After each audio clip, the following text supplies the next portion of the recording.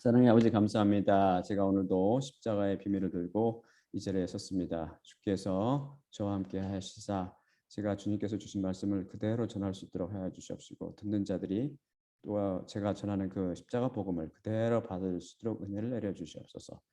모든 말씀 우리 주 예수 그리스도 이름으로 기도드리옵나이다. 아멘. 자, 첫 슬라이드 볼까요? 본문 말씀 읽을 때 다들 일어서 주시기 바랍니다. 다들 일어나 주세요. 마태복음 12장 28에서 29절. 그러나 내가 하나님의 성령을 힘입어 귀신을 쫓아내는 것이면 하나님의 나라가 이미 너희에게 임하였느니라. 사람이 먼저 강한 자를 결박하지 않고서야 어떻게 그 강한 자의 집에 들어가 그 세간을 강탈하겠느냐. 결박한 후에야 그 집을 강탈하리라. 다 앉아주시기 바랍니다. 오늘의 말씀을 살펴보기 전에 지난 시간에 다룬 것을 잠깐 복습해 볼까요? 에녹과 엘리야 그리고 장차 휴거에 참여될 사람들을 빼고는 모든 사람은 반드시 생물학적으로 한 번 죽는다고 그랬죠. 이 세상에서 죄와 사망과, 죄로서 우리 영과 영혼과 육신이 죽은 상태로 지내다가 죄원으로 살다가 그에 대해서 죽게 되면은 곧 생물학적으로 죽게 되면은 그 사망의 연장선상인 음부로 던져지게 된다고 그랬죠. 그래서 그 영혼이 음부에서 고난을 받다가 최후 심판 이후에 어디로 된다고 그랬는데 이번에는 그 영혼과 육신이 합해진 상태로 불못에 들어가서 영원한 형벌을 받으며 그 죄에 대한 대가를 치르게 되는 거죠. 하지만 이에 반해서 이 십자가 사건이 개별적으로 일어난 사람들, 죄 문제가 해결된 사람들은 곧 그리스도인 사람들은 어떻게 된다고 그랬어요? 예수님께서 십자가에 못 박히실 때 그리스도인들을 껴안고 같이 그 십자가에 못 박음으로 죄와 율법으로부터 진실로 해방시키셨고 또한 동시에 사망으로부터 또 해방시키셨다고 그랬죠. 인간은 단 한 번 죽기 때문에 우리가 죽은 후에 영원한 음부에 던져지는 걸 주님께서 미리 방지시키려고 우리를 끌어안고 십자가에 못 박혀 미리 죽여버리신 것입니다. 그래서 다시는 못 죽게 만드신 거죠. 우리가 다시 못 죽는 이유는 뭐라고 그랬어요? 예수님께서 십자가 위에서 우리 모든 죄의 삭스를 다 치러버렸기 때문에 사망은 뭐예요? 죄의 삭시잖아요. 그 삭, 죄의 삭시 다 치러졌기 때문에 더 치를 삭시 없는 거예요. 그래서 우리는 음부나 불꽃 같은 사망으로부터 영원히 해방된 거죠. 이게 바로 놀라운 십자가의 비밀이고 능력이라고 그랬고, 그래서 우리는 결국 죄와 사망과 율법과 마귀로부터 해방돼서 죽음의 나라, 사망으로부터 해방돼 생명의 나라로 영원히 이민 간 것이죠. 그래서 절대 하나님 나라에 살고 있는 사람은 절대 죽지 않습니다. 불못의 형벌과는 영원히 관계없는, 영원히 해방된 거죠. 그런데 예수님께서는 이런 식으로 구원을 받으려면 참으로 그리스도인으로서 십자가를 통해서 구원받으려면 어떻게 해야 된다고 그랬죠? 예수님께서 명령하신 대로 그대로 행해야 된다고 그랬죠. 그게 무엇이라고 그랬죠? 그것은 첫째, 자기 자신을 부인하는 거, 부인하고 두 번째는 십자가를 지고 세 번째는 졸졸졸 따라가는 거라고 그랬습니다. 자기 자신을 부인한다는 게 무슨 말이라고 그랬죠? 이게 진짜 중요해요. 자기 자신을 부인하는 게 구원의 핵심이에요. 사실 구원받기 위한 핵심. 자기를 인정하거나 수용하기를 거부하다. 자기가 없는 듯이 행동하다. 자기가 없는 듯이. 바로 예수님께서 이 땅에 오셔서 바로 이런 자기 부인의 삶을 우리들한테 직접 모범으로 보여주셨다고 그랬죠. 하나님이신 분이 내려오셔서 종의 형상으로 내려오셔서 그 다음에 십자가를 지는 것인데 이것은 고난을 의미한다고 하지 않았습니다. 고난의 의미가 아니라고 그랬어요. 이것은 고난이 아니고 예수님께 맡기는 것, 곧 믿음을 의미한다고 그랬죠. 십자가를 지고 따라가는 삶은 바로 믿음의 삶, 참된 신앙생활의 모습이죠. 제가 여러 번 말씀드렸지만 성경 말씀은 예수님에 대한 이야기예요. 예수 그리스도에 대한 이야기. 다른 식으로 바꿔서 말하면 성경 말씀은 십자가에 대한 이야기입니다. 왜냐하면 예수 그리스도는 십자가를 지신 하나님이시기 때문에 그렇습니다. 그래서 성경 말씀 속에서 십자가에 대한 그런 말씀을 이게 바로 십자가 된 이야기구나라는 것을 분별하고 그것을 이해할 줄 알아야 돼요. 이런 말씀 속 이렇게 이런 식으로 말씀 속에 십자가에 있는 말씀 속에 숨어 있는 십자가의 비밀을 캐내는 게 바로 보물찾기와 같은 것이죠. 귀한 거. 근데 사복음서 특히 신약의 사복음서는 죄를 어떤 것에 비유해요? 흔히 안진뱅이, 중풍병자, 귀머거리, 소경 그런 걸로 질병으로 비유하거나 또는 귀신으로 그걸 비유합니다. 그 말은 그런 기적이 일어나지 않았다는 뜻이 아니에요. 그런 기적은 실제적으로 일어났어요. 하지만 그 뒤에 하나님께서 우리한테 그런 기적을 기사로 적어서 우리한테 보여주시는 이유는 그 영적 의미를 깨달으라는 것입니다. 어떻게 죄와 우리 마귀와 사망과 이런 권세들이 십자가를 통해서 어떻게 해결되는지를 보고 너희들도 이와 이런 식으로 죄로부터 용서함받고 구원받으라는 것입니다. 그런데 많은 사람들이 질병이나 귀신으로부터 고침받는 거나 해방되는 걸 통해서 십자가 봐 이런 식으로 역사하는구나라고 그리고 십자가 이렇게 우리를 죄와 사망과 마귀와 율법으로부터 우리를 해방하는구나 이렇게 알아라는 것이죠. 이렇게 알기 위해서 우리에게 보여주신 거고 이걸 통해서 우리가 알 수 있는 하나 공통점이 있는데 이것은 모든 사람이 성경을 대부분 보면은 다 하나 예수님께서 찾아간 경우도 있어요. 드물게 그거에 대해서는 영적 의미가 또 있기 때문에 나는 그걸 다룰 기회가 있겠지만 대부분이 그 사람들이 예수님께 나왔어요. 예수님께 나왔다는 간절한 마음으로 병을 고치겠다는 간절한 마음으로 나왔다는 것입니다. 이것을 뭐라고 부르냐? 이것을 바로 자기 부인이라고 불러요. 자기 부인. 간절한 마음으로 병을 고치기 위해서 나왔다는 것은 그래서 그걸 우리가 잘못하면 까딱하면 병에 포커스를 쫙 맞출 수 있는데 그게 아니고 아까 뭐라고 그랬어요? 그 병이 비유하고 있는 게 우리 죄로부터 해방되는 걸 비유한다고 그랬죠. 우리가 바로 이런 식으로 예수님께 겸손한 마음으로 예수님께 나오면 자기를 부인한 상태로 나오면 우리도 동시에 그 사람들이 전부 해결을 받았잖아요. 성경을 읽어보면 예수님께 나온 자 중에서 해결받지 않은 사람이 누가 있어요? 다 병 고침 받은 사람들. 부자 청년은 그냥 갔지만 그건 병이 아니었고 하지만 모두 다 해결받았잖아요. 바로 우리도 동시에 이렇게 자기를 부인하고 예수님께 겸손한 마음으로 갈급하게 나오면 반드시 우리가 우리 중한 병인 죄로부터 사망으로부터 고침받는다는 것입니다. 구원받는다는 거죠. 이건 그냥 안타깝게도 이런 영적 의미를 모르고 많은 사람들이 어떻게 기적 자체에만 집착해서 어떻게 병이 들면은 용한 목사라든지 신유 은사가 있는 목사라든지 전도사라든지 무슨 장로라든지 이런 사람들한테 찾아다니죠. 그리고 어떤 사람들은 또 뭐라고 그래요? 그 병을 귀신 탓으로 돌리죠. 귀신 탓을 돌려놓고 사람을 세워놓고 무당 구타하듯이 귀신 쫓아내는 거예요. 이것을 뭐라고 불러요? 이것을 기복신앙이나 샤머니즘이라고 불러요. 샤머니즘. 이건 복음이 아닙니다. 이런 것들은. 미국에 와보니까 미국에서 비슷해요. 이런 종교. 이 정도 차이는 있지만 이게 심하진 않아요. 한국처럼 심하진 않지만 이런 종교. 이것은 무슨 말이냐면 인간들 이 모든 뿌리에는 이런 것들 보기엔 자기 자신이 들어있고 그 배후에는 죄가 꼭두가시처럼 우리를 조정하는 거죠. 그리고 배후에는 누가 그걸 써먹는다고 그랬어요? 마귀가 죄를 부추기면서 죄를 이용해서 우리를 노예로 부려먹는다고 그랬잖아요. 그래서 예수님께서 이걸 너무나 잘 아세요. 이 모든 문제 바닥에는 자기 자신이 있다는 것을 하나님께서 잘 아신단 말입니다. 그래서 바로 십자가의 삶이란 것은 곧 십자가 삶이라는 건 무슨 뭘 뜻한다고 그랬어요? 고난이라는 뜻이 아니라고 그랬죠. 믿음의 삶이라고 그랬죠. 믿음의 삶은 어떻게 시작하는 거예요? 자기 부인, 자기 자신을 거부하고 인정하지 않는 것. 이걸 그래서 예수님께서 자기 부인을 강조하시는 것입니다. 자기 부인을. 저도 중환병을 앓았고 병든 사람을 매일 이렇게 치료하는 의사예요. 지금 현재. 하지만 그래서 또 그들의 마음을 잘 압니다. 중환병이 든 사람들 그 마음. 하지만 우리는 이렇게 기도하기가 쉽죠. 하나님 이 병만 고쳐주십시오. 하나님께 이 병을 고쳐주시면 저는 하나님을 위해서 죽도록 충성하겠습니다. 이렇게 우리가 하나님과 어떻게 타협을 한단 말이에요. 타협.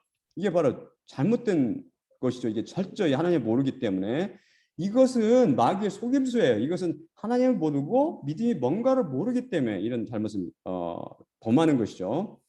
질병이라는 것은 병이라는 것은 많은 가짜 선지자들이 주장하듯이 그게 저주가 아니라 이건 복이에요, 복. 사실상 그게 성경 말씀이 증거하고 있는 바입니다. 왜 그렇죠? 왜 저주가 아니고 복이죠? 그것은 우리가 그런 병이 걸리면 어떻게 돼요? 무슨 일이 사건이 일어나요? 믿는 사람, 쉽게 말해서 교회 종교인들을 비롯해서 많은 사람 누구한테 포커스가 쫙 맞춰져요? 예수님을 바라보게 되는 거죠. 그 시선이 예수님께 쫙 가게 됩니다. 그 전에는 자기 멋대로 살다가 일단 병 들면 예수님한테 시선이 돌아가는 거죠. 이게 놀라운 축복이지 뭐예요? 하나님께 포커스를 시선을 하나님께 딱 바라보게 한다는 겁니다. 오직 병에만 집착하게 만들죠. 그다음에 예수님을 쫙 바라보게 하죠. 그 다음에 문제가 중요해요. 그 다음에 예수님을 바라본 다음에 어떻게 하느냐가 정반대 다른 두 가지 결과를 가져오게 되죠. 많은 사람들 어떻게 돼요? 이게 예수님을 병이 들면 정신 집중해서 예수님을 바라본 다음에 그러면 어떻게 해요? 주님 저 고쳐주세요. 이제 울며 불며 떼쓰는 거죠. 이것을 고집이라고 부르지 이걸 믿음이라고 부르지 않습니다. 저도 한때는 그랬습니다. 그걸 주님께서 깨닫게 해주셨죠. 감사하게도. 안타깝게도 십자가 사건이 개별적으로 일어날 그 좋은 기회, 자기 부인의 기회가 왔는데 이 제일 중요한 것, 이를 위해서 십자가 사건이 일어나기 제일 중요한 게 뭐라고 그랬어요? 자기 부인인데 이 자기 자신이 살아있는 거예요. 자기 자신을 하나님께 맡겨야 되는데 자기 자신을 하나님께 맡기지 못하고 하나님 위에 두고 어떻게 돼요? 우리보다 더 잘하시고 더 선하신 하나님께 맡기지 못하는 거죠. 우리가 이렇듯 육신의 병의 문제보다 죄의 문제가 더 중요한 것을 깨달아야 된단 말입니다. 육신의 병을 고침받는 것보다 영혼이 고침받는 게 훨씬 중요하다는 것을 알아야 된단 말입니다. 이게 영벌이냐 영성이냐를 가름하는 중요한 거잖아요. 자신의 힘으로는 죄의 문제를 절대 해결할 수 없고 오직 예수 그리스도 피를 통해서 예수 그리스도 십자가를 통해서 가능한 것을 인정하고 그분께 두 손 들고 나와야 되는데 어떻게 돼요? 그렇지 않고 병든 육체에만 포커스를 맞추고 이거 제발 고치게 해주세요 이렇게 한단 말입니다. 이게. 하지만 아까 말씀드린 같이 병은 우리를 예수 그리스도께 시선을 바라보게 하는 그런 놀라운 복이라고 그랬어요. 어떻게 보면 십자가에 이르게 하는 십자가 사건에 이르게 하는 그런 복인데 왜 그러냐면 또 다른 이유는 건강한 사람들은 바쁘게 살다가 예수님을 바라볼 시간 틈도 없어요. 그냥 자기 부인의 기회를 놓치게 되는 거죠. 갖지 못하고 마귀가 우리를 항상 바쁘게 만들어요. 핸드폰하고 이것저것 하고 컴퓨터하고 자기 이 직장일 바쁘고 정신없이 살다가 자기 영혼에 대해서 심각하게 생각할 틈을 주지 않는 거죠. 병든 사람들은 하지만 그런 자기 부인의 기회가 지금 잔뜩 주어진 거예요. 이게 이 좋은 기회를 받았는데 이게 영혼의 고침, 죄사함으로 이렇게 쭉 연결돼야 됐는데 고쳐달라고 떼씀으로써 그 기회를 놓치는 거죠. 그렇게 되면 그럼 설사 그렇다가 어쩌다 우연히 고침 받다가 칩시다. 그러면 어떻게 될까요? 그 사람 결국은 죽을 거 아니에요. 그게 그 사건을 고침을 통해서 그게 연장이 얼마나 될지는 모르겠지만 결국 인간은 죽는다고요. 죽으면 어떻게 돼요? 심판대 앞에 서게 되고 그 죄의 문제, 십자가 사건이 일어나지 않는 사람은 결국 죄의 삭스를 치르기 위해서 영원히 던져주는 거죠. 그 자기 고집 가운데 살다가 그 고집을 포기하는 거. 그게 바로 자기 부인이죠. 예수님께서 요구하시는 것은 이 시선을 온전히 예수님께 고정시킨 다음에 예수님을 통해서 회개하고 죄사함 받으라고 하시는 것입니다. 그게 예수님께서 원하시는 거죠. 이를 위해서 필수 조건이 뭐예요? 아페로네오마에라고 그랬죠. 자기 부인, 병 자체가 자기 부인의 좋은 기회가 되는데 이게 오히려 자기 부인을 가로막는다면 그 자체를 내려놓고 예수님께 나가는 걸 방지하면 자기 고집이 예수님께 나가는 걸 예수님께 맡기는 걸 방해한다면 그걸 내려놓고 모든 것을 선하신 하나님께 맡겨야 됩니다. 병 고침 자체를 버리는 거죠. 버리는 거, 포기하는 거. 이게 바로 자기 부인이에요. 사실. 이 병을 안 고치면 절대 안 돼요. 이거 제발 고쳐주셔야 돼요. 이게 바로 자기 고집이죠. 고집과 생각인 거죠. 이것을 버리고 자기를 정말 사랑하시고 자기보다 더 잘하시고 더 선하신 하나님께 쫙 믿고 맡기는 거. 그럴 때 우리가 훨훨 우리의 개인의 고집과 생각과 우리 염려를 털털 벗어버리고 하나님께 쫙 맡기면 어떻게 돼요? 옛날에 말씀드린 같이 젖을 갓된 아이가 엄마 품에 안긴 것 같은 그런 평안이 우리한테 찾아올 것이죠. 하지만 이게 여러분도 아시다시피 쉽지 않죠. 자기 부인은 쉽지 않습니다. 왜 그래요? 뭐 때문에? 죄 때문에. 죄가 아페르네오마에 자기 부인을 철저히 가로막는 거죠. 그렇기 때문에 우리는 도움이 필요해요. 누구의? 예수님께서 우리 삶 속에 들어오셔서 아페르네오마를 가능하게 하시는 거죠. 나를 깨뜨려 가시는 거예요. 나를 깨뜨리는 거. 이게 바로 좋은 애가 누구였죠? 아브라함. 아브라함을 보시면 아는 것입니다. 우리를 그런 동일하게 그렇게 계속 깨뜨려 가서 자기 부인을 결국 이르게 하시고, 그렇게 되면 어떻게 해요? 우리를 긍휼히 여겨서 회개함을 주시고 결국 예수님께서 우리를 끌어안고 십자가와 함께 못 박아버리심으로 그런 우리를 다시 살리시는 그런 놀라운 그런 경험을 하게 하시는 거죠. 그 다음에는 어떻게 되는 거예요? 그 사건이 일어나면 그 다음에 십자가를 지고 따라가는 거죠. 이게 바로 십자가의 삶, 맡기는 삶, 참된 신앙생활의 모습입니다. 방금도 말씀드렸지만 우리가 자기 부인에 이르기까지는 죄가 주인이라고 그랬죠. 죄가 주인이면 이걸 허락하지 않아요. 이 사망의 법이 다스리고 있는 이 세상에서 죄는 무소불위의 막강한 존재죠. 마귀가 그 배후에서 이 죄를 이용해서 우리를 노예로 부려먹는 거죠. 그랬기 때문에 이 막강한 마귀보다 더 강력한 어떤 존재, 우리 주 예수 그리스도죠. 그분이 오셔서 우리를 이 악한 마귀를 묶어버리고 결박시켜 놓고 우리를 구출해내셔야 됩니다. 다음 슬라이드 볼까요? 마태복음 12장 28에서 29절입니다. 자, 그러나 내가 하나님의 성령을 힘입어 귀신을 쫓아내는 것이면 하나님의 나라가 이미 너희에게 임하였느니라. 사람이 먼저 강한 자를 결박하지 않고서야 어떻게 그 강한 자의 집에 들어가 그 세간을 강탈하겠느냐. 결박한 후에야 그 집을 강탈하리라. 이거 잘 들어보세요. 어떤 집이 있었어요. 어떤 집이 그 속에는 금그릇, 은그릇 등 귀중한 세간들이 있었어요. 근데 그 집 주인이 막강한 존재예요. 그 세간들, 귀한 그릇 자체를 가져오려면, 강탈하려면 어떻게 돼요? 제일 먼저 해야 될 게 어때요? 그놈이 지키고 있기 때문에, 그 강한 녀석이 지키고 있기 때문에 들어가서 그 한자를 꽁꽁꽁 묶어서 때려 눕히고 꽁꽁 묶어서 무기력하게 만든 다음에 세간들을 강탈해 와야 되겠죠. 이야기를 언뜻 들으면 무슨 조직 폭력배들이라든지 마피아들 싸움하는 이야기처럼 오해로 이렇게 비춰질지 모르겠지만 사실 이야기는 십자가에 대한 이야기예요. 십자가에 대한 이야기입니다. 그래서 어떻게 한번 풀어볼까요? 왜 이게 십자가에 대한 이야기인지. 이런 식으로 모든 성경은 십자가에 대한 이야기로 가득 차 있는 거죠. 여기서 집이라고 표현된 헬라어는 오이키아, 이 집이라는 뜻도 있고요. 집이라는 뜻을 제일 많이 쓰죠. 성경에서. 집이라는 뜻을 제일 많이 쓰고 그다음에 성전이라는 뜻도 있고 우리의 몸이나 육신이라는 뜻도 쓰이고 여기서처럼 세상이라는 뜻도 있어요. 세상이 이 세상이라는 집이잖아요. 세상. 그러면 여기서 강한 자는 누구입니까? 강한 자. 이 세상에 강한 자가 누구? 이 세상에서 강한 자가 마귀죠. 마귀. 그럼 금끝이나 은끝 같은 이런 것들 포함하는 세간, 우리 한국말로 세간들이라고 이렇게 표현했는데 세간들의 원래 헬라 원어는 스큐오스의 복수형인데요. 스큐오스라는 말은 material object used to meet some need in an occupation or the responsibility라는 뜻도 있고 container of any kind 또는 human being exercising a function의 뜻이 있어서 이거는 영어로는 thing 간단하게 vessel 또는 instrument로 번역될 수 있고 한글로 번역하면은 물건 그 도구로 이제 번역할 수 있는데요. 흔히 성경에서는 하나님께서 만드신 창조물인 인간 또는 하나님께서 쓰시기 위한 도구로서 인간을 묘사할 때 씁니다. 다음 슬라이드 볼까요?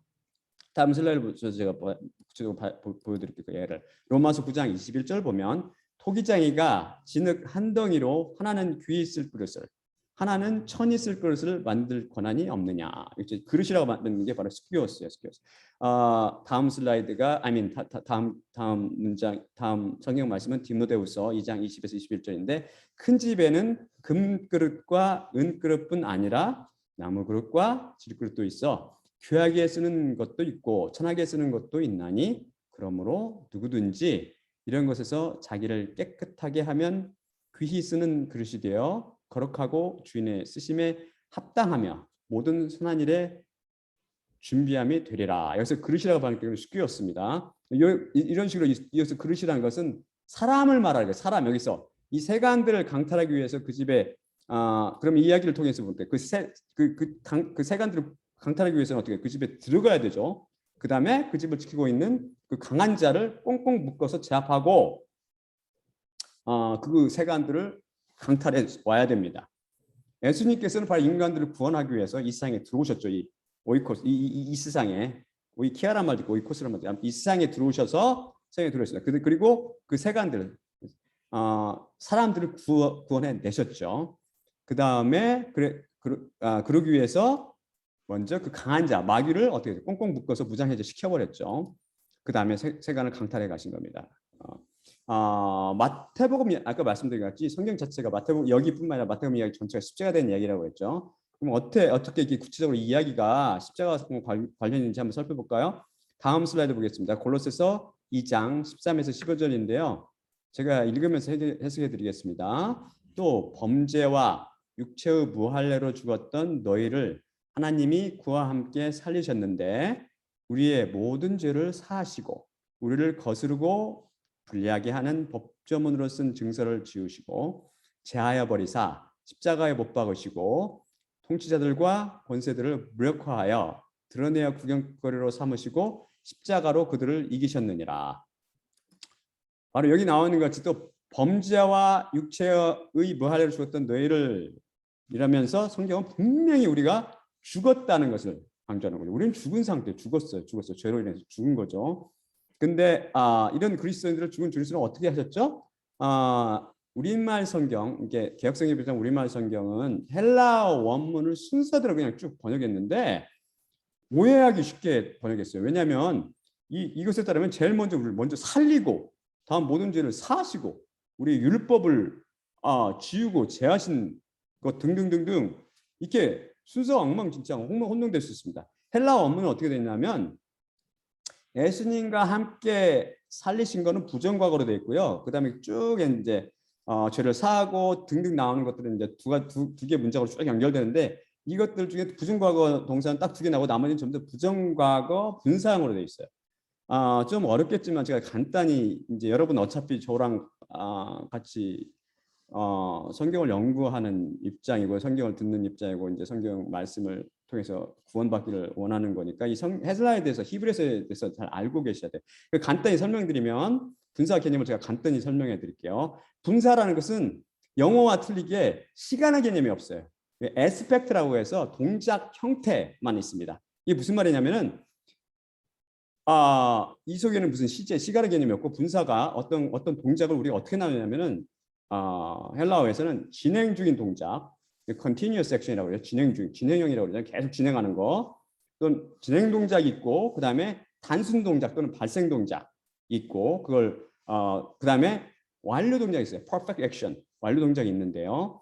그 발생이나 부정 동작을 undefined action이라고 그러는데 이걸 쉽게 표현하면은 쭉 진행하는 것은 뭘로 표현할 수 있냐면 쉽게 비유할 수 있냐면 비디오, 활동 사진, 옛날에 활동 사진이라고 그랬잖아요. 그 비디오, 영화처럼 쭉 진행한 걸 이거를 표현하는 게 바로 진행 동작이고, 그 다음에 스냅샷, 사진 각각 촥촥촥 사진 찍잖아요. 그게 바로 undefined action, 그러니까 그게 바로 아니면 단순 동작이나 발생 동작으로 묘사하고, 그 다음에 완료 동작이 과거에 일어난 게 쭉 현재까지 지속되는 거라고 제가 여러 번 말씀드렸죠. 이게 완료 동작입니다. 이런 동작 형태를 어떤 동작 형태를 묘사하냐에 따라서 이 세 개 중에 하나를 선택하는 거죠.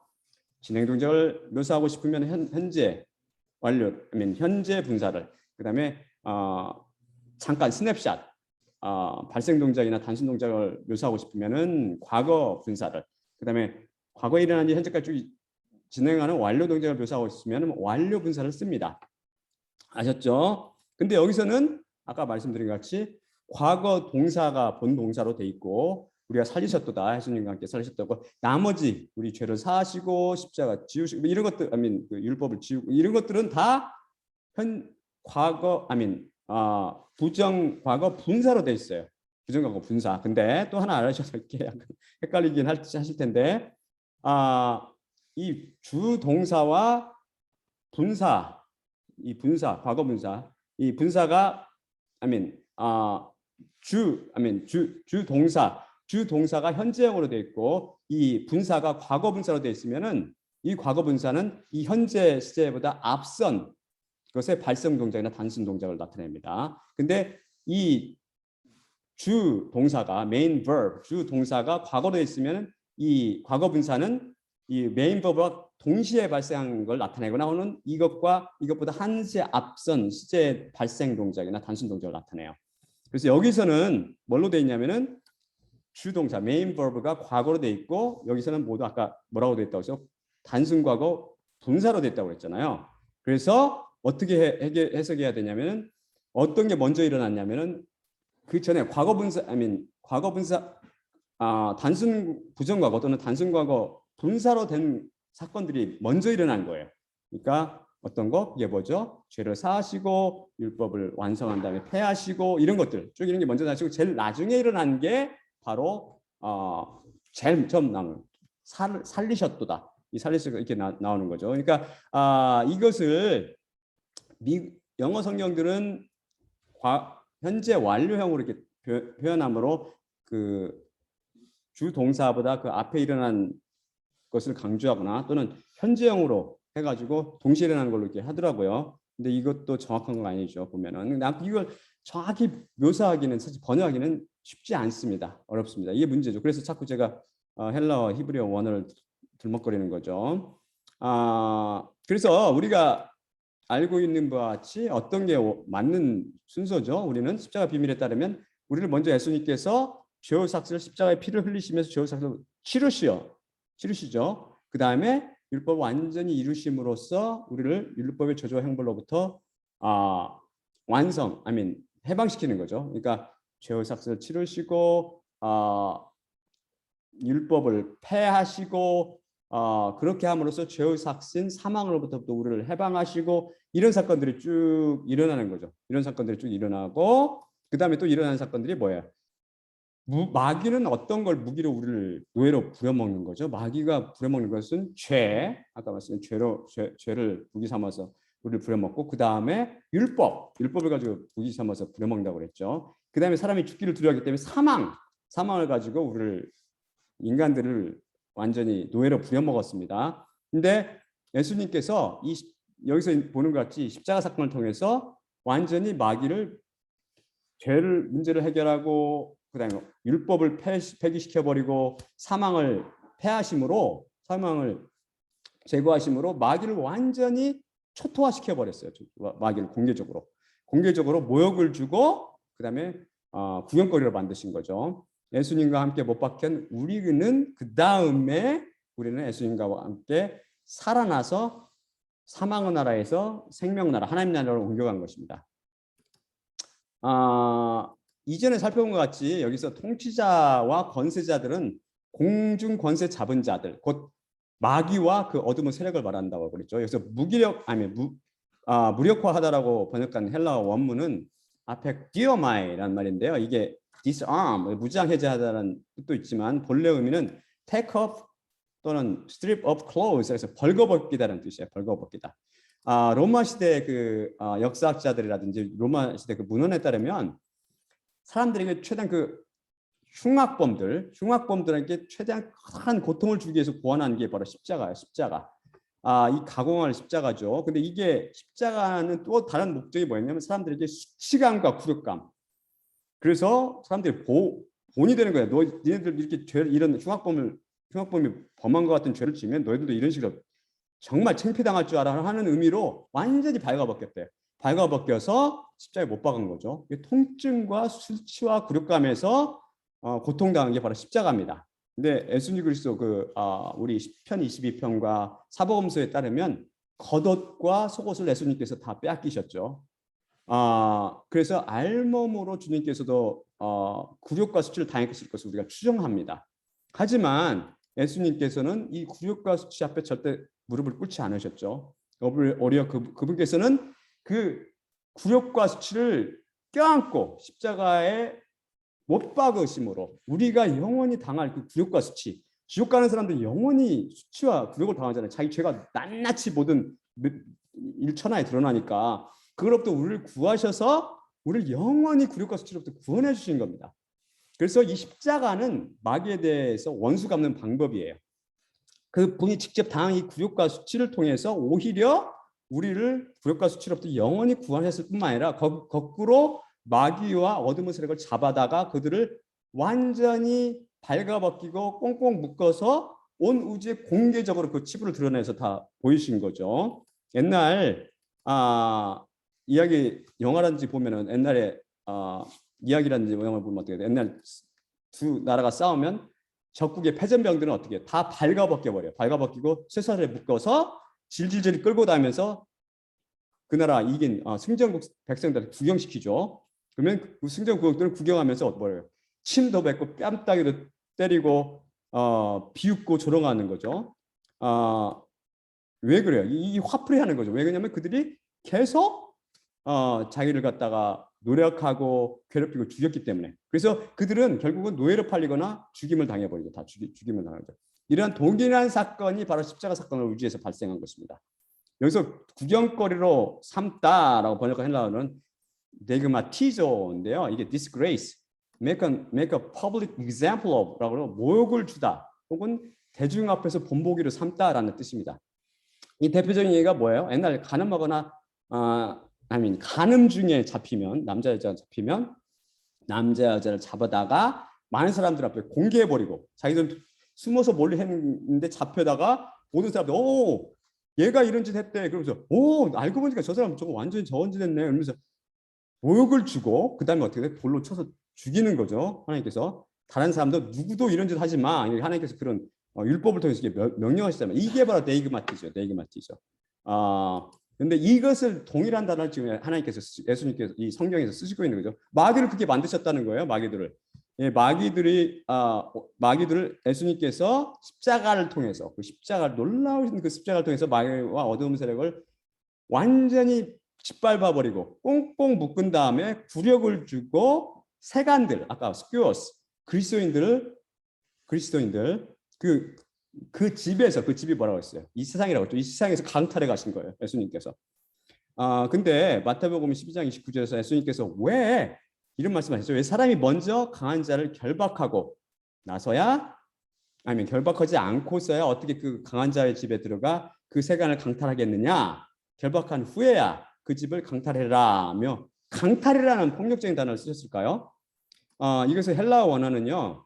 할파조예요. 할파조 이게 무슨 말이냐면 to make off with someone's property by attacking or seizing 혹은 to grab or seize suddenly so as to remove or gain control 이런 뜻으로 간략히 rob이나 snatch 이 뜻으로 갖습니다. 그래서 번역하면 강탈하다라는 뜻이에요. 강도가 우당탕탕 집에 부르시고 들어가서 꽁꽁 주인을 묶어놓고 귀중품을 강제로 뺏어가는 그런 모습이죠. 예수님께서는 왜 이런 단어를 쓰셔서 그리스도인들을 강탈해 가셨죠? 그 영적 의미가 있죠. 첫째는 이 세상 아까 이 세상이라고 했는데 오이키아 이 세상은 하나님 것이 아니기 때문에 그래요. 이 세상은 누구 거예요? 마귀의 것이네. 마귀의 속한. 그러니까 주님께서 나는 이 세상은 나의 것이 아니다. 예수님께서 빌라도 앞에서 분명히 말씀하시잖아요. 세상은 마귀가 주인이고 세상에 있는 것은 곧 마귀의 것이에요. 그래서 우리는 어땠어요? 과거에 우리 그리스도인들도 우리는 과거에는 어둠이라고 성경은 어둠이요 본질상 진노의 자녀더니라고 에베소서 말하잖아요. 우리는 바로 세상에 속했었던 거고 마귀의 것이었던 겁니다. 그래서 예수님께서 이 마귀에 속한 세간을 이 세상에 속한 자들을 잡아서 세상 밖으로 불러낸 무리가 바로 그리스도인들입니다. 이 교회란 말이 에클레시아란 말인데요. 에클레시아란 무슨 말이냐면 에크라는 것은 우리 여러 번 저희도 공부했는데 기억나시는지 모르겠네요. 밖으로라는 뜻이에요. 밖으로. 원문 안에서도 또 밖으로. 클레시아라는 것은 칼레오라는 동사에서 왔는데 헬라어 부르다는 말이에요. 부르다. 그러니까 에클레시아라는 것은 밖으로 불러낸 무리, 세상으로부터 세상 밖으로 불러낸 무리라는 말입니다. 우리가 이 세상에 살면서 어떻게 정욕과 탐심 가운데 죄의 노예로 살았잖아요. 예수님께서 오셔가지고 우리를 붙잡아서 강제로 세상 밖으로 불러내셨죠. 이게 바로 대표적인 게 누구였죠? 아브라함이었잖아요. 아브라함. 주님께서 이 강탈이라는 폭력적인 언어를 쓰신 두 번째 이유는 그렇지 않으면 이 마귀가 자기 주인이라고 지금 하고 있는 이 마귀가 순수 이게 내줘요. 우리 타협합시다 하면서 되겠어요? 그러니까 그냥 들어가서 꽁꽁 묶어버리고 강탈해 가신 거죠. 이 주인 노릇하는 이 마귀를 때려잡지 않으면 얘는 절대 놓아줄 놈이 아니죠. 그래서 다른 예가 나오죠. 성경에 어떤 예예요? 하나님께서 모세를 보내서 이스라엘 백성을 애굽으로부터 불러내라고 좋게 말씀하시잖아요. 모세를 통해서. 그랬더니 바로가 귀를 막고 안 듣잖아요. 그 끊임없는 징벌과 재앙을 받으면서 마음이 그렇게 내줄게 하다가 또 마음이 변하고 그랬더니 맞아요. 자기 것이 아까워서. 예, 그렇죠. 마귀가. 그러니까 결국은 어떻게 돼요? 십자가로 애표되는 유월절 사건 통해서 백성을 강탈해 가십니다. 하나님께서. 그렇죠? 그다음에 세 번째 우리가 이게 강탈이라는 단어를 쓰신 거는 우리의 구원이 온전히 하나님께 달렸다는 것을 보여주기 위해서 그래요. 여기서 이 강한 자, 이 마귀가 딱 세간들 짓고 있는데 세간들이 지가 알아서 자기 스스로 구출할 수 있나요? 탈출해낼 수 있어요? 그럴 수 없죠. 이 강한 마귀가 딱 지키고 있기 때문에 이 강한 자가 더 강한 자, 예수께서 오셔가지고 우리를 구출해 주셔야 된다는 것입니다. 그래서 우리는 철저히 죄로부터 우리 자기 부인께 힘든 이유는 죄의 노예이기 때문에 그런 거예요. 죄의 노예이기 때문에 자기 부인을 하고 싶어도 이게 안 되는 거예요. 누군가가 와서 강탈해 가야 돼. 이 마귀로부터, 마귀 손으로부터, 죄의 손으로부터. 그래서 주님께서 이 말씀을 쓰신 거고 마지막으로는 이 강탈이라는 말을 쓰신 중요한 이유는 구원이 영적 차원에서 일어난 철저한 전투의 결과라는 것입니다. 치열한 전투라는 거죠, 이게. 그래서 구약은 어떻게 돼요? 여러 전투에 대한 이야기로 가득 차 있잖아요. 전투. 이게 뭘 뜻하냐면은 이것은 바로 영적 전투를 의미하는 거예요. 영적 전투. 영적 전투라는 게 뭐예요? 죄와 마귀와 이 어둠의 세력들을 십자가가 어떻게 철저히 쳐부수는지, 어떻게 쳐부셔서 우리를 구원했는지, 하나님의 선택한 자 백성들을 구원했는지를 영화처럼 보여주는 거예요. 그런 이야기로 가득 차 있죠. 여러분들 그런 책을 읽을 때 그래서 구약도 십자가에 대한 이야기네 이렇게 아셔야 된다는 겁니다. 그래서 예수님께서는 지금도 뭘 통해서 십자가를 통해서 성령이 계신 곳에 십자가 계신 곳에 성령님께서 계시잖아요. 성령의 역사를 통해서 귀신을 쫓아낸다는 것은 마귀를 계속 공략하면서 그리스도인들을 계속 강탈해가는 것입니다. 이 십자가 나라를 하나님 나라를 확장하는 거죠. 이게 철저한 영적 전투가 지금 벌어지고 있는 거죠. 그래서 마태복음 결국 12장 28에서 29절은 십자가에 관한 얘기가 되는 것입니다. 부연하거니와 마태복음 말씀뿐만 아니라 성경 말씀은 전체가 예수 그리스도에 대한 이야기요, 십자가에 대한 이야기입니다. 성경 말씀을 대하실 때 바로 그런 태도를 가지고 읽으시면서 십자가 비밀, 이 속에 감춰진 보물들을 여러분이 읽으시면서 캐내시기 바랍니다. 그럼 계속해서 십자가, 우리 복음의 핵심이 십자가 비밀이라고 했죠. 십자가라고 그랬죠. 이 십자가 비밀에 대해서 계속 살펴보려 하고 오늘은 고린도전서 11장 23절에서 26절을 읽으면서 마무리 짓겠습니다. 다음 슬라이드 볼까요? 내가 너희에게 전한 것은 주께 받은 것이니 곧 주 예수께서 잡히시던 밤에 떡을 가지사 축사하시고 떼어 이르시되 이것은 너희를 위하는 내 몸이니 이것을 행하여 나를 기억하라 하시고 식후에 또한 그와 같이 잔을 가지시고 이르시되 이 잔은 내 피로 세운 새 언약이니 이것을 행하여 마실 때마다 나를 기억하라 하셨으니 너희가 이 떡을 먹으며 이 잔을 마실 때마다 주의 죽으심을 그가 오실 때까지 전하는 것이니라. 예수님의 몸과 피로 상징되는 떡을 떼며 잔을 마실 때마다 나의 십자가를 기억하고 내가 다시 올 때까지를 전하라고 하신 예수님과 그 십자가를 기억하고 전해야겠습니다. 아멘. 자, 그러면 제가 마무리 기도하고 마치겠습니다. 하나님 아버지 감사합니다. 오늘 말씀을 통해서 성경 말씀은 온전히 예수 그리스도에 대한 증거요, 예수 그리스도에 대한 이야기며 이는 달리 표현하면 성경 전체는 십자가에 대한 이야기요, 우리를 사랑하사 우리를 위해서 돌아가신 예수 그리스도의 피에 대한 이야기요, 그 사랑에 대한 이야기요, 우리를 구원하기를 기뻐하시는 하나님에 대한 이야기임을 배웠습니다. 아버지 하나님, 이 놀라운 십자가의 비밀을 제게 깨우쳐 준 것처럼 이 복음을 듣는 자들 또한 깨우쳐 알게 하옵시고 그들이 진실로 자기 부인을 통해서 십자가 사건이 개별적으로 일어날 수 있도록 은혜를 내려주시옵시고 또한 그들이 제가 맛보는 것처럼 영원한 그리스도 은혜 안에서 평안과 죄와 사망과 율법으로과 마귀로부터 해방된 상태로 감사하며 살아갈 수 있도록 은혜를 베풀어 주시옵소서. 모든 말씀 우리 주 예수 그리스도의 이름으로 감사하며 기도드리옵나이다. 아멘.